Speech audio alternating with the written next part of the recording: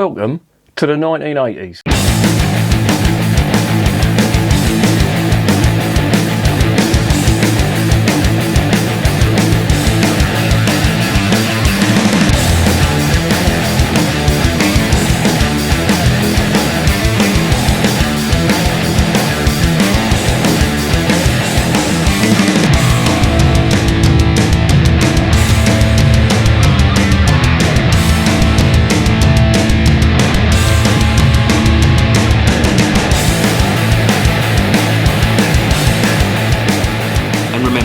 Life is too short to be drinking shitty beer. Welcome to another edition of Bands, Bikes and Booze Reviews. I have got one of my time capsules. This is going to be an interesting one for me. Lager and cider. Mix them together. What do you get? Snakebite. People of a certain age will remember this drink. You don't see it around now at all. It was one of the drinks that, it was the staple of all the punks, all the skinheads, all the metalheads and the goths and every youth cult you can imagine growing up in the early 80s and the late 70s. And you'd see it in not every pub. Some pubs would sell it, some pubs wouldn't. I'll get onto that in a minute. Basically what it was half a pint of lager and half a pint of cider mixed together. Sometimes you'd put a dash of blackcurrant in it and that'd be a Snakebite Black, but usually most people drank it just half and half. Certain landlords wouldn't sell it. There's a lot of myth, there's a lot of misconception, and there's a lot of absolute bollocks around this drink. It really is a controversial drink. But it's a drink from my childhood, and certainly this stuff. This is Merry Down cider.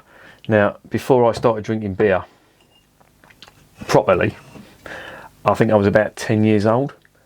Yeah, I'm not going to make any fucking bones about it. I was drinking this, Merry Down. And the bloke in the corner shop around the corner from us, Randir was his name. He'd sell us a bottle of Merry Down between me and my two mates, and 10 Benson and Edges, and that would be our Sunday. We'd hang about the industrial estate. Where I lived in Tottenham, there's a big industrial estate there. We used to hang about the industrial estate, smoking fags and drinking this stuff, Merry Down. Occasionally the old Bill would turn up, threatening to take us home and all that, load of bollocks. But they'd just take the fags and the booze off us and probably have them when they finished their shift. I don't recall this. It must be 1983 the last time that I tried or had some of this Merry Down cider. I thought it had been completely erased, gone, out of the picture completely, but it's not. I was in, where was I? I was in a supermarket. It wasn't a local one. It was some unusual one, and I saw a bottle of Merry Down, and a load of memories come flooding back, and I thought, shall I get some? And I thought, nah, don't be a fucking idiot. And I was on Beers of Europe the other day, and they were selling this. And I thought, you know what, I'm going to do a Snakebite review, because I haven't had Snakebite. I think the last time I had Snakebite was in the late 80s. And I'll tell you exactly what I was drinking. I was drinking bottles, and this was in a pub. This was in a pub in a place called Waltham Cross, which is sort of Hertfordshire. It's not too far from Tottenham. It's about 2 or 3 miles, 4 miles from Tottenham. And I had a few mates that lived down there. And I remember there was a pub in Waltham Cross, and I was drinking Diamond White and Holston Pils Snake Bites. And I remember I came out of the pub and fucking, it just hit me. Diamond White, in case you don't know, is a very, very strong cider. Holston Pils at the time was in bottles. That was an above strength. It was only 5%, but it was still strong for the time. And I remember I came out, I was a fucking idiot. And I was standing by the bus stop with my mate. Police van walked past. I mean, yeah, fucking wankers like that. Of course, they see I was a skinhead at the time. They like, right, that's it, you're nicked. And I spent the night in the cell for being drunk and disorderly. They didn't charge me though. They just let me go with a finger wagging, saying, "Don't fucking do it again, you arse." And yeah, so don't drink Diamond White and Holston Snake Bites. Anyway, enough about my misspent childhood. Let's open up the cider. Right, now I don't normally do ciders on this channel. This is going to be the first and last time. God, fucking hell. Jesus, that smells rough. I'm going to check out the fizz in that. Very appley. What does it taste like? Oh, yeah. This is why I drank it. It's so fucking sweet. That's why. Do you know what? That just says the 1980s. A misspent 1980s childhood. That was car. And I can feel the heartburn already. But yeah, this was my staple. Washed down with a Benson and Hedges. Oh, I couldn't drink that. Oh, good God. The fucking sugar content in that. And of course the handy thing about this, it had a screw top lid. So we'd all pass it round. I mean, there was no coronavirus back then. And we would eventually get out of our nut. What is this? It's 6.8%. Wow, yeah, that's probably why we was out of our nut. Anyway, I'm not going to go that mad. I'm going to have a Stella with it. You know, everyone knows what Stella's like. It's out of a can, so there's going to be no skunky flavours in there. But what it was half a pint of Stella. No, it wouldn't be actually. You'd normally get a weaker lager. I remember the lagers of the 80s, like Labatt's. Do you remember that? Labatt's lager. You had, what was the other one? Heineken. You did have Stella. I don't think a lot of landlords wouldn't do Stella Snakebites because it was quite strong. There is a myth that this got you drunk quicker. It's bullshit. What would happen? It depends. If you had a high ABV cider and a low ABV beer, or vice versa, what you'd get, the stronger of the two would be weaker, but you'd get a stronger beer than you would if you were drinking the weaker one, if that makes sense, and vice versa. So say for example you had like for example 5% lager and say a 4% cider. That, of course, that wouldn't equal 9%. It just doesn't work like that. What you would get is probably about a 4.5% beer, because you're sort of cancelling each other out. So that, you know, the whole myth about it got you drunk quicker, absolute nonsense. There's the Stella. Oh, I'm not going to taste the Stella.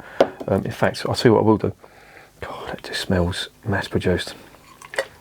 But they all were in the 80s. Yeah, that's about what you would get. And then matey behind the ramp in the pub would then do this. In fact, I'm going to tip it because this is extra fizzy.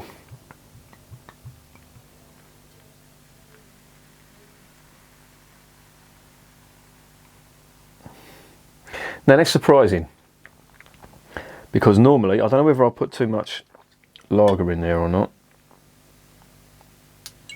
but normally that would go really cloudy.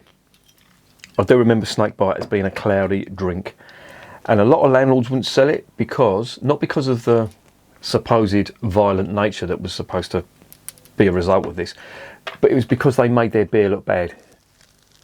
Back then, people didn't like cloudy beer. If you were served a cloudy beer, then, you know, it went back. That's just the way it was. And Snakebite did look like that, so a lot of landlords wouldn't serve it for that reason. But a lot of other landlords wouldn't serve it because they thought it made you violent. And it, as I say, it was a drink for punks and skinheads and basically the undesirables in society as we were known back then. But that's what it looked like. And I do remember it did have a flat head. It would cancel out the head on the beer. I'm just going to taste it to see what it's like.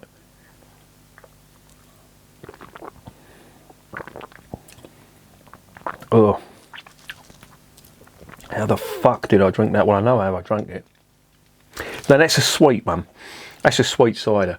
Diamond White is very dry, and it tasted completely different. It had more of a kick. This feels like it's full of sugar. What a lot of people did, if they had a dry cider, you would ask for a shot of blackcurrant. Now some people, and I've always known it as a Snakebite Black. Some people say it's called a diesel. I've never heard it called a diesel.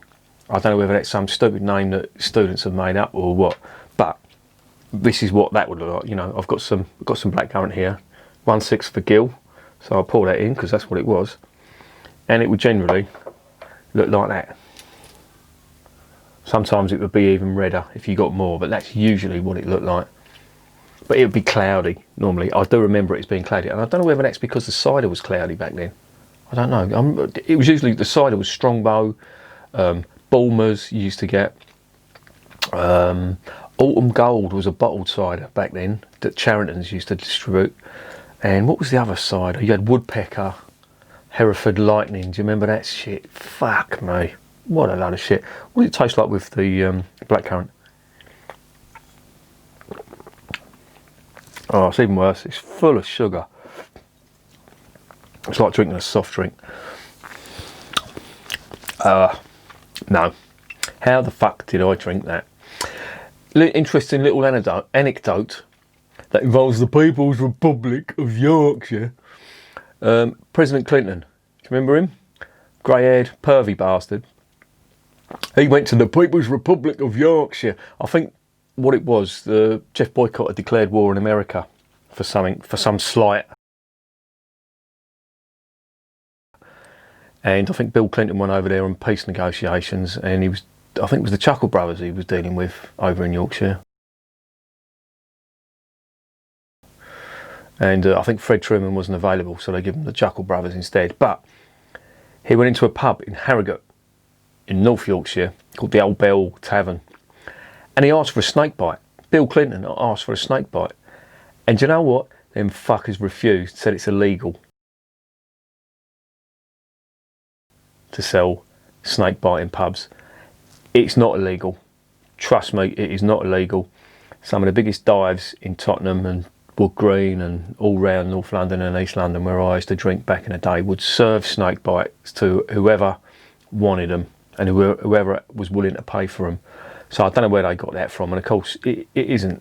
There's nothing to stop you going up and buying half a cider and half a lager, get a pint glass and just mixing the two. If it tastes like that, that is fucking vile. That is just like sugar and water. I think having sweet cider don't help either.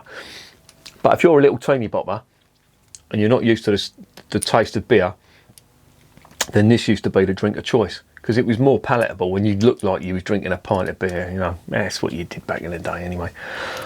But that is Snakebite. Wouldn't recommend it. I'm pretty convinced that a lot of people that are watching this have tasted it before. It was a drink of choice of goths, apparently. They used to drink it. Fuck knows why. Weird bunch, that lot. A lot of students used to drink it. They thought it got them drunk quicker. See, students, well, they fucking know. And yeah, we used to think it did as well. But I'll tell you something, Diamond White and Holston does get you fucking pissed, and it will get you nicked as well. And I'm speaking from experience.